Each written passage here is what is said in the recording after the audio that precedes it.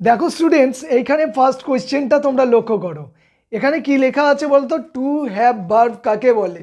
আচ্ছা, তোমরা have verb বলতে কি বোঝো? সাধারণভাবে হেল্পিং ভার্ব বোঝো। তার মানে হ্যাভ, হ্যাজ আর হ্যাড এদেরকে হেল্পিং ভার্ব বলে। কিন্তু টু হ্যাভ ভার্ব কখন বলবে? চলো, টু হ্যাভ ভার্ব কাকে বলে আগে বিষয়টাকে বুঝে নিই। যখন হ্যাভ ভার্ব কি হবে না, মেইন ভার্ব বা প্রিন্সিপাল ভার্ব হিসেবে কাজ করবে, তখন তাকে কি বলা হবে? টু হ্যাভ ভার্ব বলা হবে। কয়েকটা সিম্পল উদাহরণের মাধ্যমে বিষয়টাকে বুঝে নেওয়া যাক। দেখো, he has done his homework, সে তার হোমওয়ার্কটা করেছে।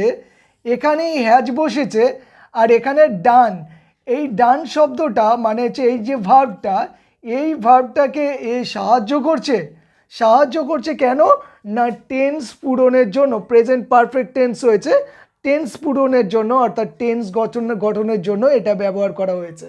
এখন এই হ্যাজের যদি তুমি মানে খোঁজো অর্থাৎ অর্থ খোঁজো, তার নিজস্ব কোনো অর্থ নেই। সে শুধুমাত্র এই ডান, এই মেন ভার্বটাকে সাহায্য করার জন্য বসেছে। তাই জন্য একে আমরা তখন কি বলবো না, হেল্পিং ভার্ব বলবো। কি বলবো? Helping verb. তাহলে এখানে হ্যাভ ভার্বটা হচ্ছে হেল্পিং ভার্ব হিসেবে কাজ করলো।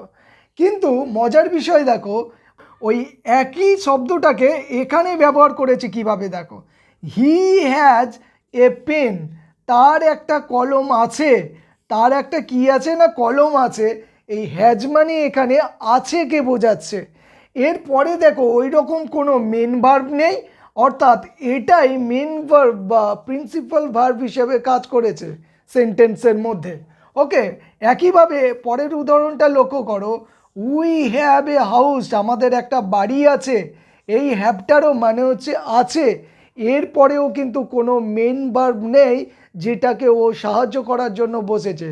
এ কিন্তু নিজের অর্থ নিজেই প্রকাশ করছে, অর্থাৎ মেন ভার্ব অথবা প্রিন্সিপাল ভার্বের মতো কাজ করছে। ওকে, তাই জন্য একে আমরা এখন কি বলবো? টু হ্যাভ ভার্ব বলবো। তাহলে তোমরা সংজ্ঞাটা এইভাবে বলবে, যখন হ্যাভ, হ্যাজ, হ্যাড সেন্টেন্সের মধ্যে প্রিন্সিপাল ভার্বের মতো অর্থাৎ মেন ভার্বের মতো কাজ করবে বা বসবে, তখন তাদেরকে আমরা কি বলবো? টু হ্যাভ ভার্ব বলবো। আশা করি তোমরা বুঝতে পেরেছো। এই রকম কিন্তু অজস্র উদাহরণ আছে, তোমরা বই থেকে দেখে নিতে পারো। ওকে, so if you like our video, don't forget to subscribe our channel. As always I said, till then take care of yourself.